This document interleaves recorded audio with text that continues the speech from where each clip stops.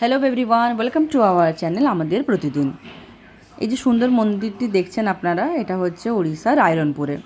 মন্দিরটি হচ্ছে জগন্নাথ দেবের, আশেপাশে মা লক্ষ্মীর আর শিবের আরও নবগ্রহের মন্দিরগুলি আছে। তো আমরা এই উইকেন্ডে মামার বাড়িতে গেছিলাম সন্ধেবেলাতে।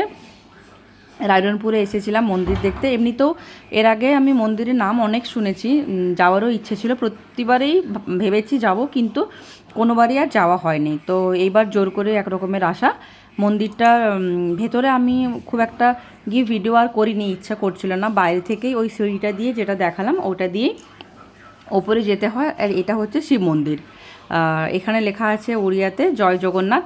জায়গাটা প্রচুর বড়, মানে যে জায়গাটাতে মন্দিরটি আছে তার চারিপাশে মা লক্ষ্মীর, মা দুর্গার বিভিন্ন রূপের, তারপরে নবগ্রহের মন্দির আছে। এটা হচ্ছে সিঁড়িটা দিয়ে ওপরে উঠতে হয়। প্রতিদিন বিভিন্ন রঙের, মানে কালারফুল ড্রেস পরানো হয় জগন্নাথ, বলরাম, সুভদ্রাকে। যেদিন আমরা গেছিলাম সেদিন ব্লু কালারের ছিল, খুবই সুন্দর লাগছিল দেখতে। কিছুক্ষণ বসেছিলাম আমরা, প্রণাম করে। ছেলে তো খুশিতে আত্মহারা। এমনিতেই ফাঁকা জায়গা পেলে ও আলাদাই একটা মানে খুশিতে থাকে, নেচে নেচে যাচ্ছে, এই মন্দিরে চলো, ওই মন্দিরে চলো। তো আমরা ওই মন্দির দেখার পরে এই মন্দিরেও এসেছিলাম সামনে থেকে। এটাও মা লক্ষ্মীর একটা রূপের মানে মূর্তি। তো এগুলোতে ভেতর অবধি আমি নিয়েছিলাম একটুখানি, অল্প একদম একটুখানি দেখিয়ে তারপরে আমি অন্য মন্দিরেও গেছিলাম। সমস্ত মুকুট কিন্তু রূপোর মুকুট। পদ্মের ওপরে বসে আছে মা লক্ষ্মী, উড়িয়াতে লেখা আছে মা লক্ষ্মীর নাম। আর এইখানে গেছিলাম, এটা মা দুর্গার একটা রূপের মানে মূর্তি। এখান থেকে যাওয়ার পরে যখন এর বাঁ সাইডে গেছিলাম, ওটা ছিল নবগ্রহের। জায়গাটা শান্ত ছিল। অন্যান্য সময় ভিড় থাকে, রথের সময় তো প্রচুর প্রচুর ভিড় থাকে, কিন্তু আমরা এমনি নর্মাল ডেতে গেছিলাম বলে ফাঁকাই ছিল চারিদিকটা। আর যে সময়ে গেছিলাম তার আগেও লোকজন চলে গেছে, তারপরেও হয়তো লোকজন এসেছে, ওই সময়টা ফাঁকাই ছিল।